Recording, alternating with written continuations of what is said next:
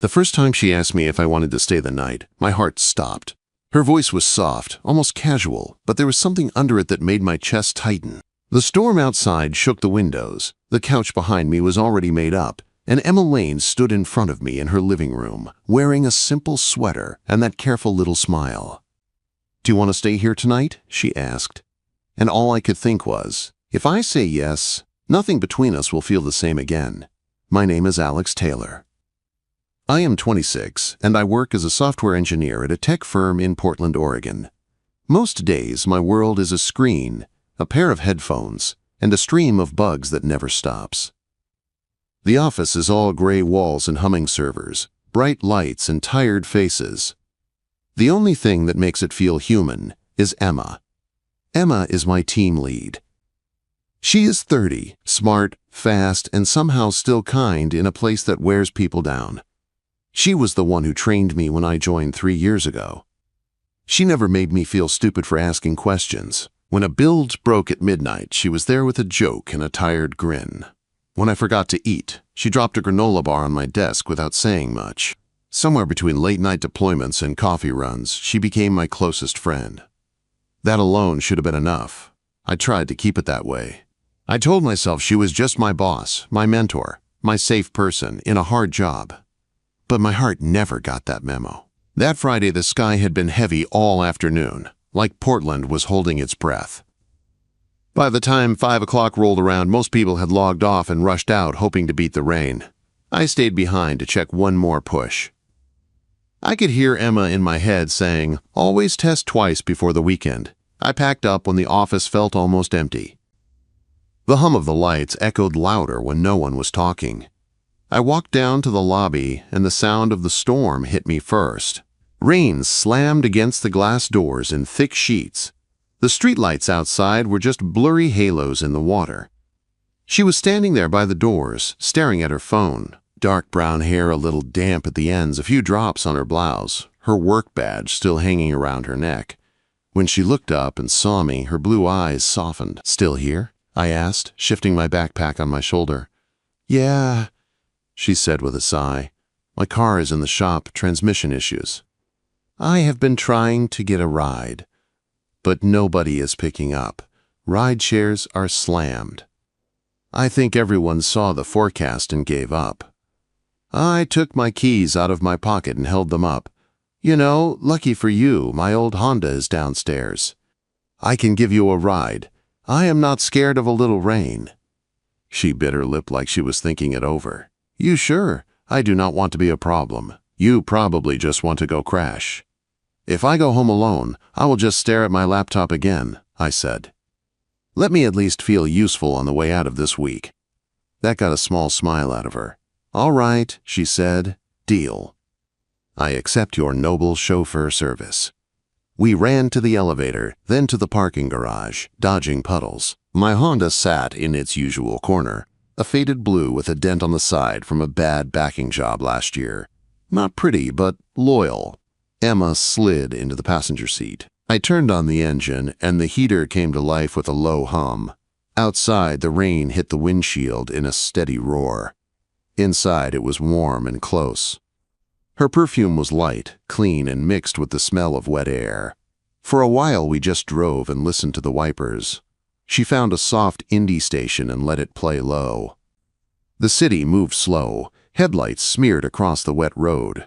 I could feel the tension of the week leaving my shoulders bit by bit. "Thanks again," she said after a few minutes. "Feels like I am always dragging you into extra stuff. Late nights, emergency fixes, now this. If it were not for you, I would still be eating alone in the dark corner of the break room," I said. "You pulled me out for tacos that one time, remember? You saved my social life." She laughed. "You make a good sidekick, Alex. Reliable, quiet, smarter than people think." I pretended to be offended. Sidekick, ouch. I thought we were at least co-main characters by now. Her smile lingered. "Maybe you are," she said, and looked out at the rain again. We talked as the traffic crawled. Office stories, small memories, little things that somehow felt big in that small car. She told me about her first job interview. How the guy barely looked at her resume because he assumed she was there for a different role. I told her about leaving the Midwest, about how strange it felt to move to a rainy city where I knew no one. By the time we reached her neighborhood on the edge of the city, the storm was even worse. Water rushed along the curbs. The trees shook in the wind. I pulled up in front of her small beige house.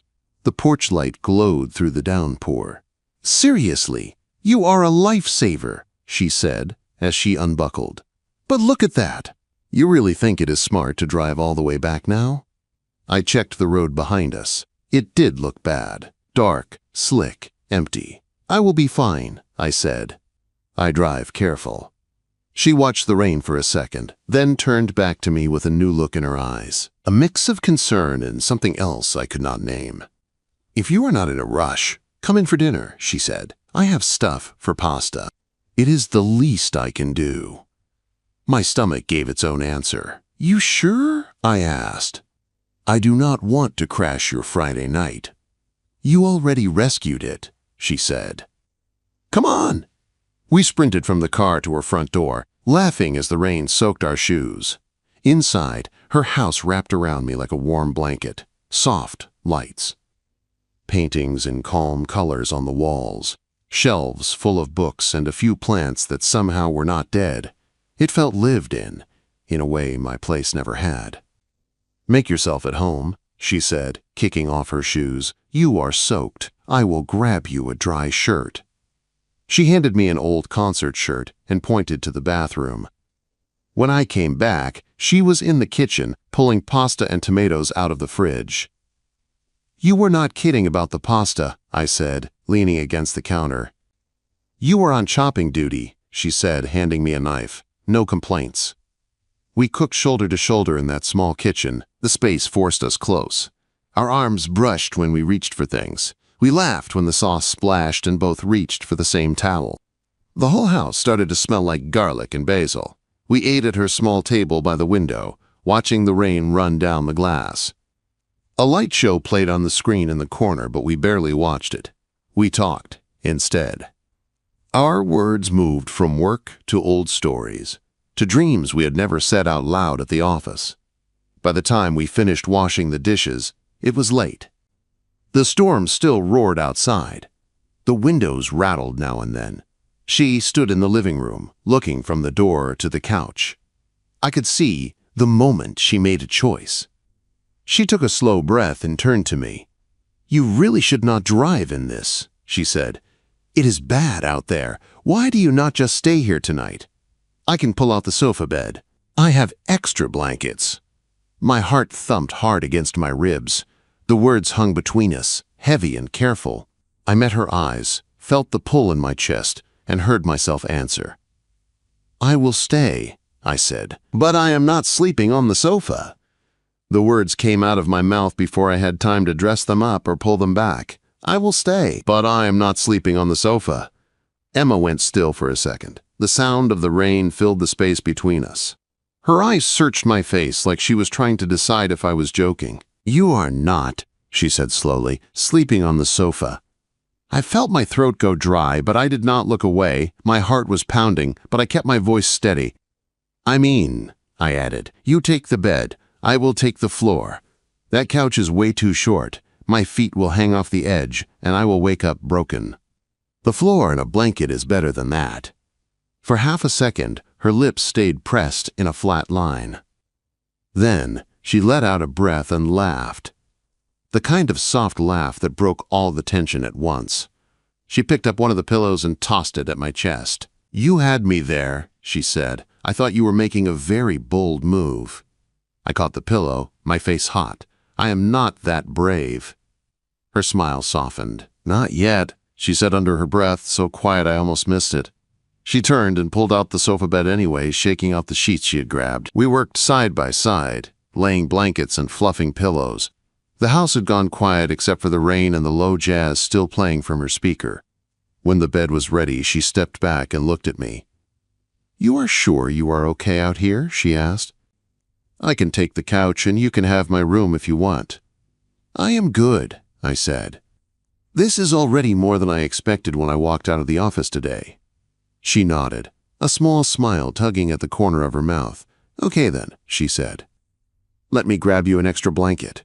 My place gets cold when it rains like this." She disappeared down the hall. I sat on the edge of the pullout, listening to the storm, feeling a strange mix of calm and nerves. This was the same woman who gave code reviews and called out sloppy work, the same woman who told dumb jokes during long sprints. But here, in her house, in the low light, she felt different, closer, realer. She came back with a thick gray blanket and draped it over the foot of the bed. "If you need anything, water, charger, whatever, just knock," she said. "I am right down the hall, first door on the right." I nodded. Got it. She hesitated, then looked at me again like there was something else she wanted to say. "Alex," she said quietly, "thank you for tonight, for the ride, for staying. It has been a long week. It is nice not feeling alone in it for once." My chest tightened. "You are not alone," I said. "Not at work. Not now." Her eyes softened. For a second, the air between us felt thick again. Then she gave me a gentle smile and stepped back. "Good night," she said. "Try not to overthink every line of code you wrote this week while you sleep." "No promises," I said. She shook her head, still smiling, and turned off the main light. A small lamp by the couch stayed on, painting the room in a warm glow. I watched her walk down the hall and close her door with a soft click. I lay down and pulled the blanket up to my chest. The mattress was thin, but it felt fine. The real comfort was the steady drum of rain and the faint sound of Emma moving around in her room. I stared at the ceiling, replaying the whole day in my head. Her laugh in the car, her voice in the kitchen, the way she had looked at me when she asked me to stay. I told myself this was just a practical choice. Dangerous roads. A spare bed. Nothing more. But deep down, I knew something had shifted. I fell asleep to the storm and the steady hum of the heater. When I woke up, the light in the room was soft and gray. The rain had turned into a gentle drip from the gutters outside. For a few seconds I was confused, staring at the strange ceiling, at the paintings on the wall. Then I smelled it. Toast, eggs, coffee. Something warm and bright. My stomach woke up before the rest of me. I sat up, rubbed my eyes, and pushed the blanket away. My back ached just a little, but nothing serious. The sofa bed had done its job. I folded it halfway out of habit and then gave up when it groaned loudly. "Morning," Emma called from the kitchen. "You alive out there?" "Barely," I called back, but the smell was pulling me back from the dead. I walked into the kitchen and stopped. The small table was set. Scrambled eggs with herbs, toast, a small bowl of fruit, 2 glasses of orange juice, and a pot of coffee. She stood by the stove in a soft beige sweater and jeans, her hair up in a loose bun. No office badge, no blazer, no makeup. Just Emma. "How did the couch treat you?" she asked, turning to face me with a small smile. "Not too brutal, I hope." "Better than it looks," I said. "Honestly, this is the most put-together breakfast I have seen in months." She laughed and nodded toward the chair. "Sit, eat. You have a long day of staring at screens to fuel." I sat down and picked up my fork. The eggs were warm and fluffy. The toast had just the right amount of butter. It was simple, but it tasted like care. We ate and talked, slower than we ever did at the office. No rush. No timers. She told me how she had moved to Portland from Texas right after college, how she had almost gone into a different field but changed her mind at the last second. I told her more about the flat fields I had left behind, the long winters, the reason I had wanted a new start. "You make it look easy," I said at one point, taking a sip of coffee. "The job, the pressure, the meetings. Everyone leans on you like you never get tired." She looked down at her mug, turning it in her hands. "It is not easy," she said softly. "Some days I go home and just sit in my car for 10 minutes before I can walk inside. I have to be strong in that office. If I slip, someone is ready to decide I do not belong there. I learned a long time ago that if I show how heavy it feels, people stop listening and just say I am being emotional." She looked up again, and there was something raw in her eyes that I had never seen. "It helps having someone on the team who does not make it harder," she added. "You do not chase credit or throw people under the bus. You just quietly show up." I noticed that. My chest warmed in a whole new way. I get it more than you think, I said. Different reasons, same weight. I know what it feels like to act fine, so no one starts asking questions you do not want to answer. We held each other's gaze for a moment. The silence was not awkward. It felt like a bridge. After breakfast, I insisted on cleaning the dishes. She tried to argue. I ignored her and rolled up my sleeves. The faucet dripped a little, so I asked if I could check it. She pointed me to a small toolbox in the hall closet. While she dried plates, I tightened the loose piece under the sink and swapped out a flickering bulb above the stove. I even cracked open her laptop and cleared out some junk that had been slowing it down. "You are a secret handyman," she said, leaning in the doorway, arms crossed, a light look in her eyes. "If I had known that, I would have lured you over with fake leaks months ago." "Hey," I said. "It is the least I can do after getting a free bed and a 5-star breakfast." Her gaze softened again. "You are more than just a good teammate, you know," she said. "You make my life easier in ways you probably do not see." That stuck with me the whole ride to work. She grabbed her bag, we locked the door, and I drove us downtown. The rain had slowed to a light mist. The streets were shiny and bright. We were quieter than the night before, but not because anything was wrong. It felt like our words were just sitting closer to the surface now.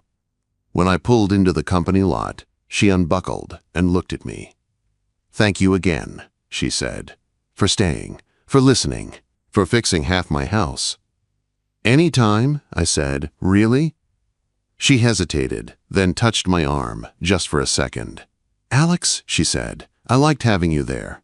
It felt good." I did not trust my voice, so I just nodded. She smiled, got out, and walked toward the building. I watched her go, thinking that maybe, just maybe, last night had been the start of something neither of us had the courage to name yet. It felt perfect. Until I walked into the office later and saw the way some people were already looking at us. By Monday morning, I was sure the strange warmth from that night would carry me through the whole week. I woke up early, had actual breakfast at home, and for once did not dread the office lights or the sound of notifications. That feeling lasted until about 10:30. It started small. I was in the break room, grabbing a coffee, when I noticed 2 people from QA at the counter. They were whispering, glancing at the door, then at me, then back at each other. "He came in with her again," one of them said under his breath. "Pretty cozy for a team lead and her favorite dev." The other one laughed softly. Must have been some code review. They did not know I could hear them. Or maybe they did not care. My hand tightened around my coffee cup. I walked out before I said something sharp. In the hallway, I checked our team's Slack. The unofficial channel, the one people used for memes and random talk, was lighting up. "Anyone else see Alex roll up with Emma this morning?" One message read. "Carpooling or something more." Another one popped up. "Bet he had a long night of bug fixing at her place." There were laughing reactions, winks, little jokes that hit like small stones. I stared at the screen, feeling my cheeks burn. This was not just harmless teasing. They were taking my one quiet, safe place and turning it into a cheap story. At first, I told myself to ignore it. People gossip. It would fade. I went back to my desk and tried to focus. Lines of code shifted in front of my eyes, but my mind was not on them. At our afternoon stand-up, the whole team gathered around the big monitor. Emma stood at the front, tablet in hand, walking us through the sprint goals. Her voice was clear and professional, but I could see a faint tightness in her jaw. When she finished giving timelines, Mark, a senior engineer who liked to hear himself talk, leaned back in his chair and let out a low whistle. "This sprint is going real smooth," he said. "Must be nice having such a strong partnership between the lead and her star player." A few people chuckled. Some just stared at their shoes. My stomach twisted. Emma's hand clenched just a bit tighter around the tablet. "Thanks, Mark," she said, her tone steady. "Our whole team worked hard on this. Any blockers on your side we should know about?" He cleared his throat and nodded, suddenly all business again. When the meeting ended, people drifted away, still sending looks in our direction. Emma stayed behind, closing windows on the screen. I walked up to her, my heart beating fast. "Hey," I said quietly, "you okay?" She let out a breath and gave a short, tired smile. "I am fine," she said. "It is just noise. I have heard worse." "It is not right," I said. "They do not know what they are talking about." "I know," she said, "but this is how it goes." A woman in charge. A guy she works well with. And suddenly it is not skill. It is rumors. This is not my first time at this rodeo. She tried to make it sound light, but I could hear the strain under it. That afternoon, things felt heavier. In the kitchen, I overheard two people from design talking. "If I was on her team, I would be mad," one said. "Hard to compete when the boss has a favorite." "Maybe that is how you get on the good projects," the other replied. My chest burned. They were not just talking about me now. They were dragging her too, turning her work into something dirty. Two guys from engineering caught me by the coffee machine later. They were grinning too wide. "So," one said, "you and Emma must be nice having the boss's ear and her driveway." The other laughed. I set my mug down hard and looked them straight in the eye. "There's nothing going on that is any of your business," I said. "If you have a problem with our work, bring it up in review. But the rest of this is not okay." Their smiles faded. One held up his hands. "Relax, man. Just joking." "Yeah," the other added. "Do not be so serious."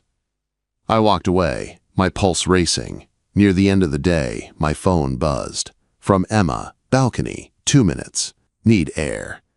I took the stairs to the second floor and stepped out onto the small balcony that overlooked the parking lot. The rain had eased into a light mist. The air was cold and smelled like wet concrete. She stood by the railing, hands stuffed in her jacket pockets, looking down at the cars below. When she heard the door close, she turned toward me. Her eyes looked tired in a way I had not seen at her house. "This is getting old fast," she said quietly. "I can handle pressure. I can handle deadlines. But this is different." I moved closer, keeping my voice low even though we were alone. "I am sorry," I said. "This is my fault. If I had not driven you, if I had not stayed." "Stop," she said, shaking her head. "None of this is your fault. We did nothing wrong. You gave me a ride in a storm. You slept on a pull-out couch. That is not a scandal. That is basic human kindness." Her breath came out in a white cloud. "I worked so hard to be taken seriously here," she went on. "I put in extra hours. I ate cold food at my desk. I swallowed stupid comments. Now a simple ride home turns into people acting like I sleep my way through my job." Anger flared in me, sharp and clear. "We can fix this," I said. "I will talk to them. I will tell them to stop." She gave a small, sad smile. "You should not have to," she said, "and I do not want this to land on you. Your career is still early. I do not want people thinking you get ahead just because your lead likes you." She looked back out at the lot. "If it gets worse, maybe I should ask to move you to another team," she said quietly. "Not because I want distance, but because I do not want to hurt you." The thought hit me like a punch. "I do not want to move," I said. "I like working with you. I trust you. I am not going to run away because some people are bored and need a story." She turned back to me. Our eyes met. The faint mist dotted her hair, made small sparkles on her lashes. "So what do we do?" she asked. I took a deep breath. "We do not hide," I said. "We keep things professional and clear at work like we always have. We let our work speak, and if people cross a line, we call it out." She watched me for a long moment. Then she nodded slowly. "Tomorrow," she said, "I am going to talk to our department head. I will lay it out. The jokes, the comments, all of it. I will make it clear I am committed to this team and to a clean line between work and my personal life. If he is worth anything, he will listen." Quote, "And I will back it up," I said. "If someone says something in a chat, I will not laugh it off. I will answer it in front of everyone." She looked down at my hands, then back at my face. "You are braver than you think, Alex," she said softly. I smiled a little. "I thought you said I was just a sidekick." "Maybe I was wrong," she said. "Maybe you are one of the main characters after all." The rain started again, light but steady. We stayed there a few minutes more. side by side, letting the cold air clear our heads. The next day, she met with the department head.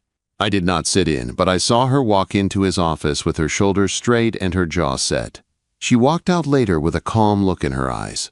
"Went better than I expected," she told me in a low voice when we passed in the hall. "He said he will keep an eye on things, and he reminded me that I have earned my place here." That meant something. That afternoon, the unofficial Slack channel lit up again with a small joke about carpools. This time I responded. "Speculation is not fact," I wrote. "Emma and I work hard and keep things professional. Maybe focus on your tickets instead of our commute." My message sat there under the joke, clear and direct. A few people reacted with surprised faces. Others stayed silent. Nobody piled on. The thread died. In the next team meeting, our boss spoke briefly about respect and keeping personal comments out of workspaces.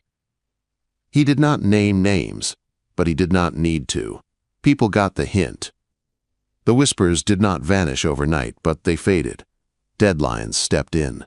New bugs, new fires to put out. The office found fresh things to talk about. What stayed was something else. A new line of trust between Emma and me. A feeling that we had walked through a hard place together and come out standing. We met each other's eyes across the room more often now. A quiet check-in. We went back to doing what we did best. Building things side by side. This time, though, every shared glance carried a silent question. Now that we had fought for this space, what were we going to do with it? Work settled into a new rhythm after that. Our big back-end project rolled in with a tight deadline, and Emma went into full lead mode. Clear plans, clean tickets, no wasted words. I followed her pace, and our team did too. We pushed hard for weeks. Late nights, quick dinners at our desks, quick jokes in between code reviews. When the numbers came back, they were better than anyone expected. User reports were smooth. Error rates dropped. The boss was thrilled. At the next all-hands, he pulled up a slide with our team's results and called us out by name. "Emma and Alex led this from the front," he said. "It is a good reminder that focus and trust matter more than noise." There were no jokes this time. People clapped. A few turned and gave us real smiles, not the strange smirks from before. Emma's eyes met mine across the room. There was a soft, private pride there. After that, the whispers faded for real. People moved on. New hires came. New issues popped up. The story of us and the storm became just another small thing in a busy office. What did not fade was the way we slipped into each other's lives outside work. Weekends slowly became ours. Sometimes I drove to her place with bags of groceries. We tried new recipes in her small kitchen. She handled the sauces. I handled the grill on the tiny back patio, standing under a worn umbrella when the Portland drizzle showed up. Other times we stayed inside with takeout and old movies. She spread a blanket on the couch. We sat close, shoulders touching, sharing one bowl of popcorn. Half the time we talked through the film, pausing it to argue about endings or to laugh at bad lines. Once, she took me to a little art store and came back with brushes and paints. On a rainy Saturday, we spread newspapers on her floor and tried painting the same scene from her window. My work looked like a kid's drawing. Hers was actually good. "You do not have to be perfect to enjoy it," she said, dipping her brush again. "That is why I like it. There is no deploy, no client, just color." In return, I helped her fix small things around the house. A drafty window, a loose cabinet door, a crooked shelf. With each repair, I felt my place there settled deeper. The rain became our backdrop. Some days it was just a soft patter. Other days it came hard, drumming on the roof while we cooked or read or sat in quiet. It always took me back to that first drive, to her standing under the office lights with damp hair and tired eyes. One Friday, a few months later, it all circled back. We had stayed late at the office for a last-minute deploy. A big client needed a feature pushed before the weekend. Of course, a weird bug showed up at the last second. We tracked it down together, side by side at her desk, shoulders almost touching as we read logs and tried fixes. When the build finally went green and the alerts went quiet, it was almost 11. The floor was empty. Most of the lights were off. Only the glow of our screens and the rain starting up again outside kept us company.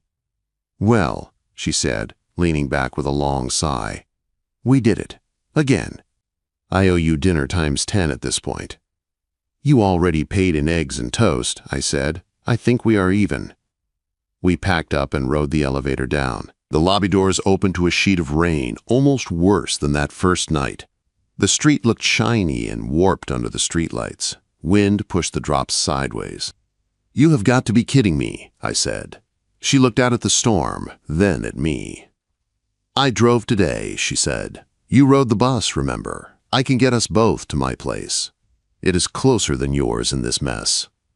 "You sure?" I asked. She raised an eyebrow. "You think I am going to let you stand out here waiting for a bus that might never show up? Come on." We ran to her car, both soaked by the time we reached it. The ride to her house was short but slow. The rain hammered the windshield. The wipers barely kept up. Inside, it felt like we were in our own small bubble again. When we pulled into her driveway, the porch light was on, shining through the rain. My heart did that small jump it always did when I saw her place now. It felt less like a stop and more like a second home. Inside, she tossed her keys on the table and kicked off her shoes. I followed, shaking water out of my hair. She flipped on the soft lamps in the living room. The paintings on her walls glowed in the warm light. The same couch waited there, the same pullout I had slept on before. She walked to the window and stared out at the rain for a moment. Then she turned back to me. Her eyes held that mix of nerves and courage I had seen on the balcony after the gossip started. "Do you want to stay here tonight?" she asked. The words were the same as that first time, but something in the way she said them was different. There was no casual tone now, no easy cover. She was not asking out of fear for the roads. She was asking something else. My chest tightened. I looked at the couch, then back at her. "I will stay," I said. My voice was calm, but I could feel my heart racing. I took a breath and added the rest. "And I am still not sleeping on the sofa."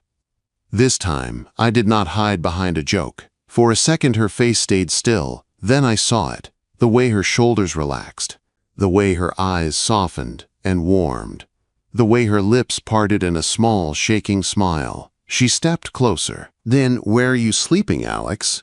she asked, her voice low but steady. "Where you are," I said, "if you want that too. I do not want to pretend anymore that this is just rides and code and storms. I care about you, not just as my lead, not just as my friend. I want this to be real." The room was quiet, except for the rain beating on the glass. She reached up and touched my cheek with her hand, thumb brushing the edge of my jaw like she was memorizing it. "I have been trying not to cross this line for a long time," she said. "I told myself it would be easier to keep you as just my smartest dev, just my calm voice in chaos. But every time you show up, every time you fix something I did not even ask about, every time you listen, it gets harder to pretend." She swallowed and laughed once, a small, shaky sound. "Yes," she said, "I want it too." My chest felt like it would burst. All the late nights, all the jokes, all the small looks across desks and screens. It all came together right there in her living room. I stepped closer. She tilted her head up. Our foreheads touched for a second, just breathing the same air. Then I kissed her. It was not a movie kiss. There were no perfect angles or big music. It was slow and real. Years of trust and held back feelings poured into that simple touch. When we pulled apart, her eyes were bright. She rested her head against my chest for a moment, listening to my heart pound. "So," she said softly, "no sofa." "No sofa," I said. Ever again. We did not rush anything. We moved through the rest of the night like we had moved through everything else, steady, careful, together. She handed me another soft shirt. I left my bag by the couch, the same place I had put it that first night. Only this time, when we turned off the lights and walked down the hall, we walked side by side. Later, lying in her bed with the window cracked open and the sound of rain drifting in, I stared at the ceiling and thought about how far we had come. From a late ride in a storm to quiet breakfasts, from ugly office whispers to standing up for each other, from a pull-out couch to this. I turned my head. She was already looking at me, eyes soft, hair spread out on the pillow. "Tired?" she asked. "Happy," I said. She smiled and reached for my hand under the blanket, our fingers laced together, simple and sure. Life did not suddenly become a perfect story after that. We still had bad days at work. We still had bugs that broke at the worst times. We still had rain that ruined plans. But now, when the storms hit, I did not face them alone. I had a woman who had fought to be heard, and she had a man who had learned to speak up. We had a home where the lights were warm and the couch stayed empty at night. She once asked, "Do you want to stay here tonight?" Now we both knew the answer. I was not sleeping on the sofa. I was staying with her.